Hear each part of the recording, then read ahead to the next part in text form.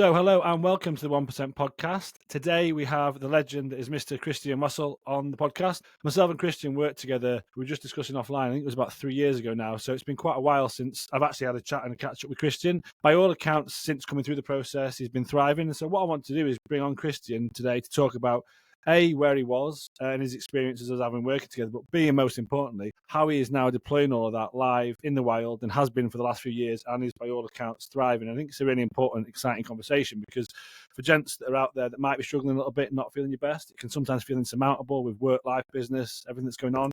And what you realise is if you just take a step back and have a bit of a look and do a little bit of work, the magic can happen and you can really take care of yourself and thrive. Understanding life happens, and I'm sure we'll talk about that as well. But I think it's important to recognise it's totally doable and achievable, even if you aren't feeling your best. So before we kick off, Christian, do you want to just introduce yourself, who you are, what you do? So I'm Christian. I work in finance, have done all of my career. So fairly tough role, worked in kind of practice for a few years at the beginning of my career.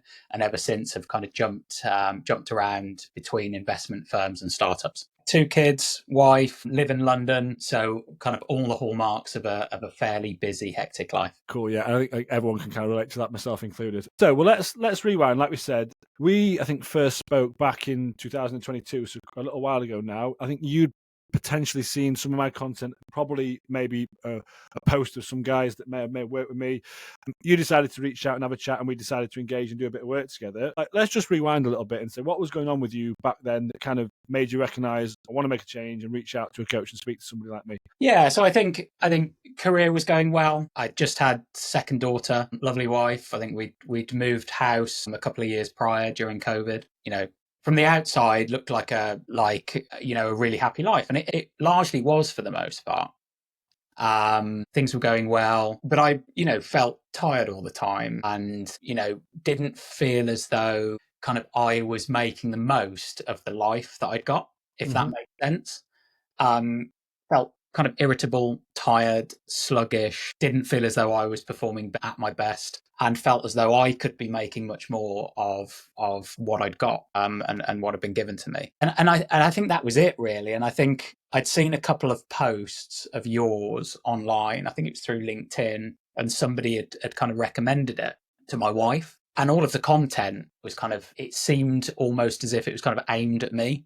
Right? It was like, okay, that's interesting. There's lots of people who are feeling exactly the same way that I'm feeling. And it's a long way from kind of feeling depression or anything like that. It's just not feeling as though you're performing at your best and getting the most out of yourself. And I think that's how I felt back then, despite from the outside, everything looking pretty slick and cool. I think what you touched on there, Christian, it's important, but it's also a really common one, like you said, with the guys that I tend to speak to. I think it's just common in general, which is, it's like you said there, it's all great on paper, but I'm not depressed, and I think if not being depressed is the barometer for happiness, it's a bit of a low bar, right? And because of that, you almost get stuck in this trap of, well, I'm not depressed, so it should be okay. It's like, well, if not being depressed is like the top end, there's something out of whack. And given the fact that, like you said, on paper, things great job, lovely missus, beautiful daughters, on the face of it, life is great, but you're not feeling good.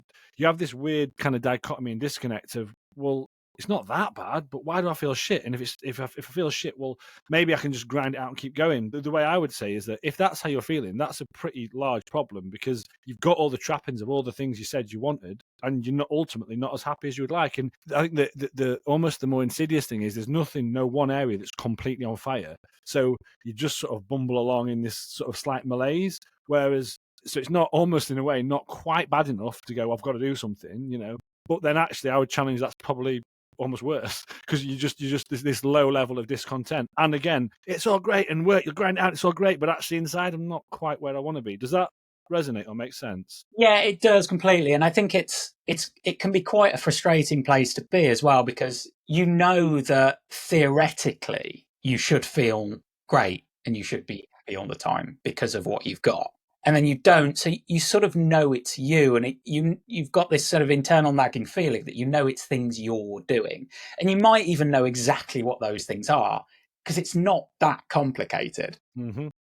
So, and then I think the problem is piecing it all together and knowing exactly what you're doing wrong and making those changes, which is kind of what I'd seen from the material you'd put out there on social media and the people that had spoken to me about your course. I think you started to realize, okay, this can help me put it together. I can realize what I'm doing wrong, or kind of internally what's wrong, and then start to try and fix it. Yeah, totally. We'll go and touch on some of that and talk about that as well. But again, what you said there is probably one of the most common things I hear from pretty much everyone but potential client that I speak to, maybe having a chat on social media or end up having a call, whether it moves forward or not. It's something along the lines of, I kind of know what I need to do, but I just don't do it.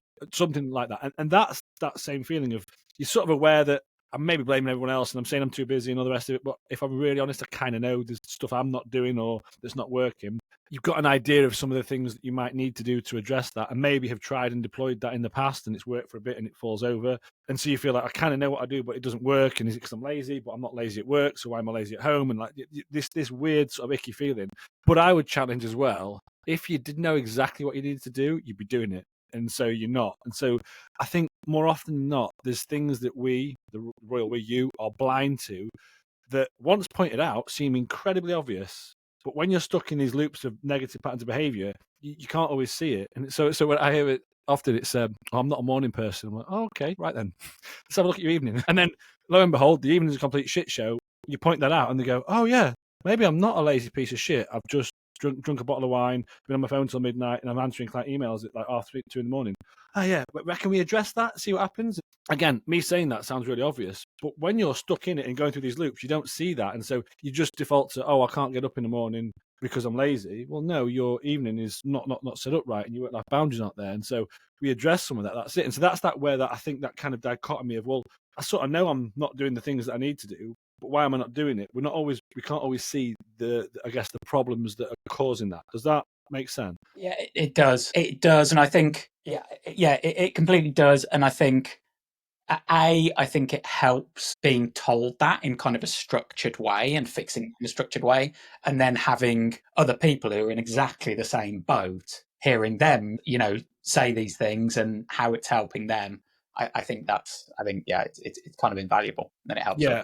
I think you're completely right in that it's kind of, you're kind of in the eye of a storm a little bit. Mm-hmm. You don't really know what's going on around you. You've got this lingering feeling in the back of your mind, but you're not necessarily in a position to do anything about it. Yeah.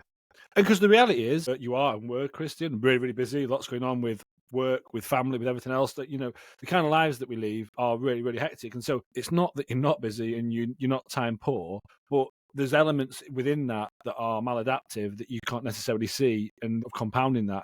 And that's the bit you said there about the eye of the storm. It can be quite hard to see. Once you start to see and address that, you can make those requisite changes. And I think within that, the weird thing, or that I think where a lot of, not all of it, but a lot of the discontent comes from is, like we just said, you kind of know what you think you need to do, but you don't do it. So you make these commitments to yourself across the day, the week, but then they're not being kept. And that's quite insidious for your own self-esteem and confidence, and it can be quite anxiety-inducing. And so that's where there's that disconnect of outwardly it looks great, but inwardly I feel really uncomfortable. Well, if your day is full of things where you're going, okay, well, I'm not going to play on my phone this morning. I'm going to be engaged with the family and straight on emails. I'm not going to snap at the kids at breakfast. You're really irritable because you're still stressed about the work email you've just read. You're going to have a difficult conversation with your team, but you don't. You procrastinate. You're going to eat something healthy at lunch. You don't. You're going to put your phone down when you work. The list goes on. I'm not going to drink some wine tonight. You do. Now, one of those things in isolation, who cares, right? None of us are robots. None of us are perfect. It's no big deal. But if there's a lot of that cascading every day, internally, you're just repeatedly doing things that you say that you don't want to yourself. No one else sees that, but you do. And that's not great for your self-esteem, because you're kind of telling yourself on a daily basis you're full of shit and don't do what you say. And I think that can be tricky, right?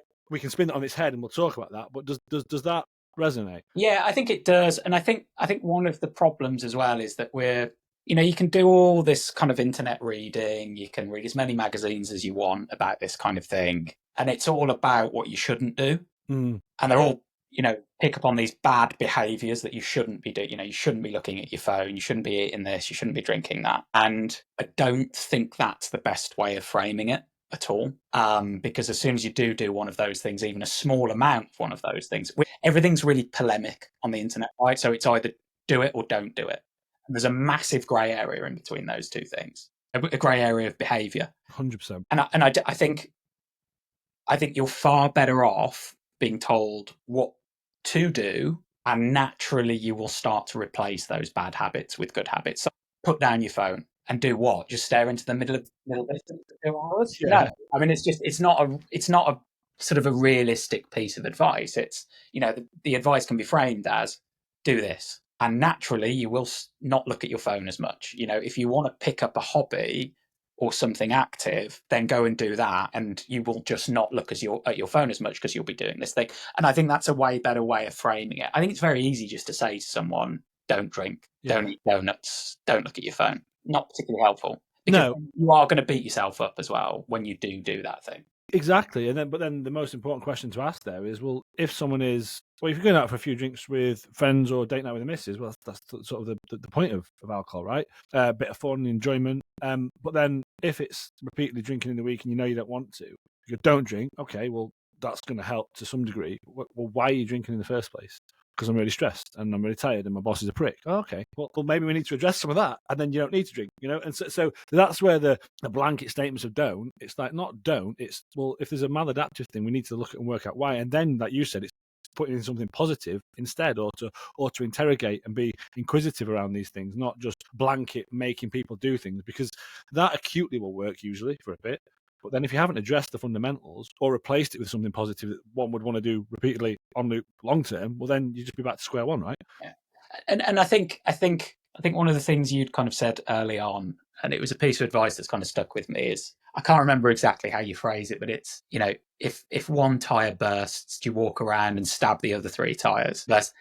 And I think that don't do this advice means that you kind of naturally think, well, I failed at that task. So if I'm going to fail, I'm going to fail hard. Do it properly. I'm going to fail by 100%. And then tomorrow I'll do it right. And I'll do it 100% right.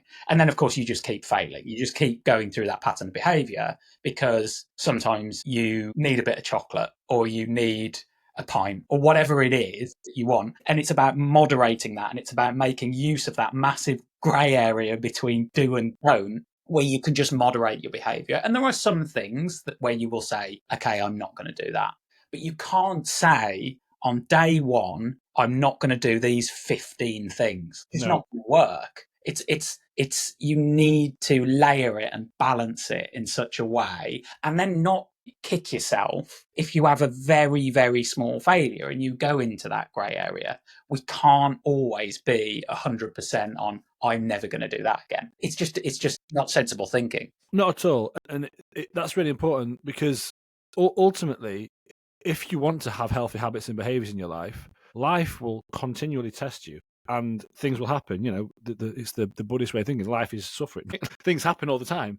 And to think that if you're only looking at your behavior as a pass or a fail, if you've achieved it and there's a tick box of stuff, then you're good. And if you haven't, you're a piece of shit or you failed. Well, then you just oscillate between these really, really extreme states, whereas actually recognize, well, X, Y, and Z's happened. It's compromised my ability to do certain things. So I'm doing what I can within that, ABC. That in that scenario is good enough. It doesn't mean I'm bad because I haven't done X, Y, Z, or I have done X, Y, Z. It's just relative to what's happened. And once we can start to apply that, like you said, that grey, it's recognizing that there isn't, it's not like you go through I don't believe you go through a process and you've learned all this stuff and it's like you do all this stuff on one day and then that's you sorted, but anything less is less. It's like, no, it's just relative to what's happening. And some days will likely look very different from another day, just because of the things that have happened in your life, be that with work, family stress, whatever happens. And the more you can relax and allow that, the more you can then sort of build this long-term approach and flexibility and I guess being comfortable in the grey, as you say. That being said, let's sort of fast forward then to today, Christian. We've started to touch on it anyway. What have been your, I guess, key learnings that are allowing you to sit here, 3 years on, when we did some work, a while ago now, to be feeling good, operating well? We were saying offline, you're loving your job, things are great, family's great, not with that great outside, aligned, you would say. What's allowing you to sort of be in that state and show up as you want? Well, and I think it's all about that balance, right? And it's so I'd say there's two things. I'd say, following on from the work we did, I think it gives you a really good toolbox of things, the way I like to think about it, rather than being, again, this list of never do this again, and you have to do this every day. I think there are certain things that when I notice the habit slipping slightly, or things getting a bit too busy at work, or feeling a certain way, you can just employ these certain tools, know what the triggers are, employ those tools. And they're small things, right? They're not like massive sweeping changes that are going to upend your life. They're little things that you can just layer into your life that take the stress off by, 1 to 5% for each thing. And you just kind of layer those things in, and things naturally just start to get better. And that's what I've kind of learned. It's that sort of layering effect of these tools, doing these certain things that are just going to help that little bit. And that's what I still do today. I know that if I go for a run in the morning, it's going to improve that day. No matter what's going on, if I find the time to go for a run in the morning, it's going to improve that day. If I eat sensibly during a day, if I skip breakfast and have a really, really healthy lunch, that's going to improve that day. And it doesn't mean I can't have a snack in the afternoon that's going to maybe not be so good. It doesn't mean I can go for a pint that evening with my colleagues if that's what they're doing.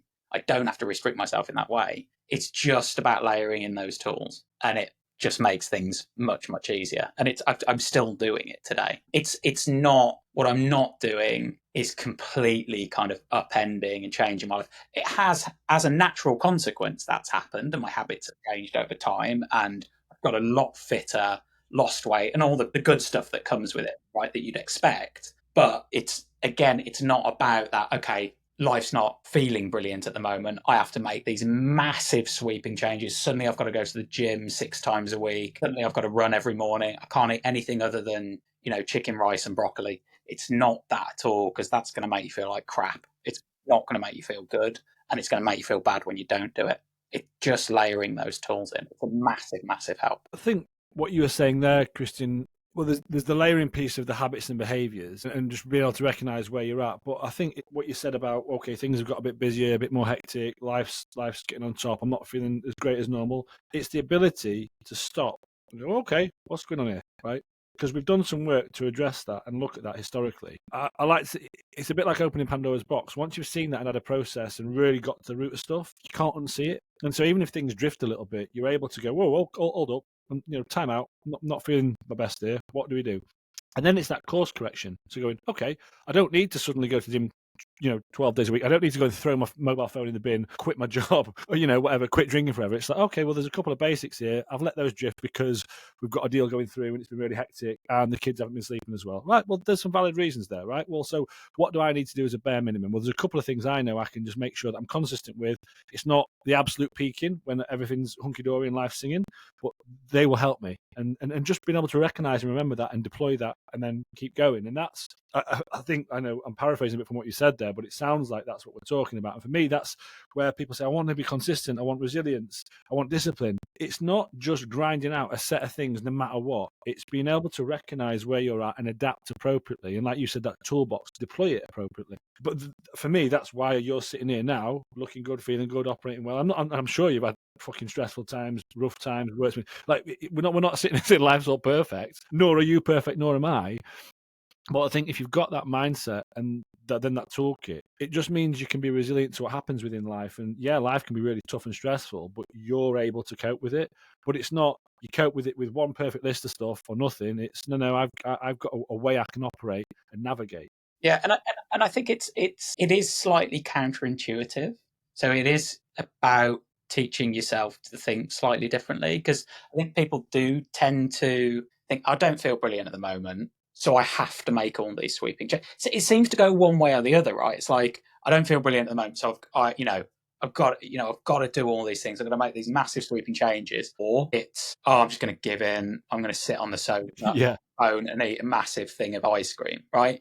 There's a world in between there, and it's also, I find, when you do let things slide and things are stressful or whatever, small good habits beget other small good habits and the big habits, and you can spiral downwards. And I think everybody's been there where they've spiraled downwards slightly. You can also spiral upwards quite quickly, where you will have a healthy lunch and then you'll think, I don't want to ruin that today with not doing any exercise, so I'll have a healthy dinner and I'll have some exercise as well, and it spirals back up again quite quickly. And you just slowly get into better habits and you feel more resilient and you feel better. I'm completely out of the habit of waking up on a Thursday morning really stressed and going, I need to make a million changes. and the gym today, and I'm going to eat nothing but spinach. It just doesn't work. No. Because ultimately, I think everyone wants to walk around looking and feeling as they want and operating as they want as a byproduct of living your life, not because you're clinging on for dear life or doing something weird, wonderful, strange, or esoteric. Now, more extreme plans, be that around fitness, mindset, whatever, probably will acutely deliver to get a specific result. But if that doesn't feel like something you want to perpetuate long term, it's never going to stick. And if it's just bolted on the top of a load of things that aren't working in the first place, again, it's never going to stick. And so what you're describing there, some of the elements, the habits, the behaviors, you want them to make you feel good. And you'll want to keep doing them because they make you feel good, not because it's, oh my God, back on the wagon. There isn't a wagon. It's called life, right? and so if I think anyone is listening to this and you're oscillating between this, right, start again Monday, a new thing Monday, or I'm back on, there's something not working. Because what you want to be able to do is have a framework that just sort of runs and then it ebbs and flows with what's going on. Now, that's not to say we don't have goals we want to achieve and exciting things we want to do, and they're all important.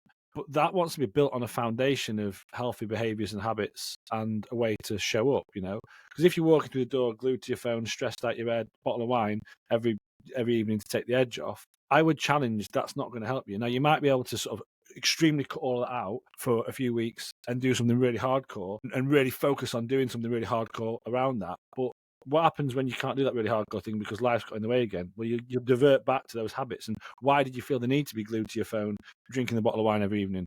Probably because you're not managing your stress properly and you're stressed out at work and stuff. And so it's like, well, those elements are just as important and need to be looked at to facilitate things. And so that's also where I think this needs to become a bit holistic, because it isn't one specific key area, right? We need to look at things, especially, well, if there's a 20-year-old listening to this, yeah, you can focus and go balls out, you're 20, doesn't matter. When you're 40 plus with 1 to 4 kids running large teams of businesses, you have to look at things holistically because everything feeds into everything else and impacts stuff, right? Yeah, I think so. And I think it's also, why would you, and everyone does it, I think, why would you stress yourself out more if you're already stressed by trying to force it? Like, it doesn't matter if you miss 2 weeks of going to the gym or 2 weeks of running. Just do it. Just start again. Don't start again with any sort of plan or with any amazing. Just try and just build that habit again. Doesn't matter whether you run 1K, 2K, 5K, half marathons. Just start it again because it's a habit that helps you, and use it as a tool, as a habit that helps you.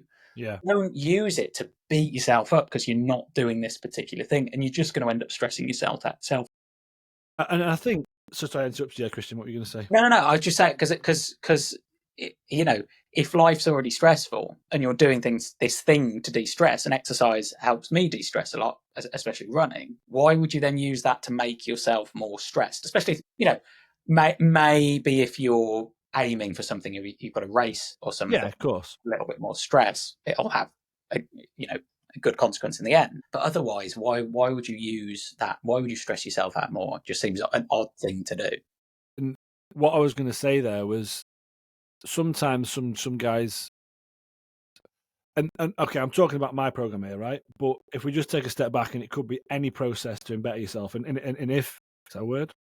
God, a word. If anyone's listening and they're like, oh, well, like we said, how you were feeling, Christian, and a lot of guys are feeling, oh, well, I want to make a change. If whatever you're about to embark on feels like it's going to add more stress to your life, be more hectic, and have to grind it out, it's not going to work. So, and that's the bit of a disconnect sometimes. So this is what I was caveating what I'm about to say. I can speak to gents sometimes like, right, well, I only want to start when I give it my all and it's going to be 100%. I've got a quiet time. It's like, you've totally missed the point of what this is about. Because it's not about stopping and pausing life to get some stuff in. Your life's your life. It's never fucking going anywhere. It's continuous. And you're always going to have these stresses. This perfect time when it's all quiet, it's never coming, right? And so any process, and mine, I passionately believe this, needs to help you complement and operate better within that, not despite it and push it away. And so, and that's the paradigm shift. I think it's going, well, I need to make a change, and the things I do don't need to make my life harder. They need to make it better. Now, there might be some work needed to look at things and reframe and go, well, I ain't got time to do those things. Well, could you do something smaller instead? What else could we do? What can we do versus what you can't do? So you need to look at things to be able to do that. But ultimately, if you're struggling and not feeling your best, whatever you do needs to help improve that. And you need to be able to do it long term. And if it's not doing that, it's quite a good indicator that you need to do something different. Yeah, no, I completely agree. Yeah, that's exactly it, right? It's about making the other element. It helps massively if it's enjoyable, if it's an enjoyable process, but it's about making other elements of your life easier and more enjoyable. And that's it. So I don't want to cannibalize too much more of your time, Christian, because I know you're a very busy man, as we discussed. What would you say, as we sit here today, has been kind of your key learning or takeaway from having come through the process and where you sit today? What, like a specific habit, or Or just just maybe more mindset of thinking, so like what's been I guess just a key takeaway from having been on the journey that you've been on. Journey is a bit of a wanky phrase, but I like it. Where we were, and then as we sit today. So what, or let's say someone's listening to this and they're like, right, I get what you're all saying. I am that. It's all great on paper, but not depressed. But right, got it. I want to make a change. I can see there's loads going on. What you guys are saying is resonating. As you're sitting here now in a good spot and have been so for a long time, having come through that part, what would you say? Like has been your key learning or a takeaway to sort of to deploy? I'd say don't beat yourself up. Don't beat yourself up if you can't or you don't. Just try and show up. Just try and show up and get the small things right first, I'd say. Don't go for the big, massive goals straight out of the bat. Just do the small things right first. And try and do the proactive habits rather than the habits that stop you do something. Right? I'd chase those. Do go and do this. Do go and do that. Not the don't eat that, don't do this. And then I guarantee that those bad habits will just kind of fade away eventually. There are some things you might want to just, moderate a little bit, like drinking and being on your phone. There might be a little bit of an effort there just to tone them down slightly. But if you focus on the good habits, the bad habits will slip away because you've only got 24 hours in a day, right? And you can't spend 4 hours on your phone or looking at emails every day if you're outside with the kids or you're running or you're at the gym or you're going and having a nice meal with the missus somewhere nice, right? You just won't be able to do it. So I'd focus on the do's rather than the don'ts. I think that's a really powerful insight there, Christian. And I hadn't actually thought about it like that. I mean, brass tacks, that's kind of how I run the program, whilst also looking at the things that we need to address. But it's a really powerful way to do that because it's focusing on the positive things that you need to do and that are going to help versus chastising yourself for the negatives. And that speaks to that thing you said sort of earlier on in the conversation.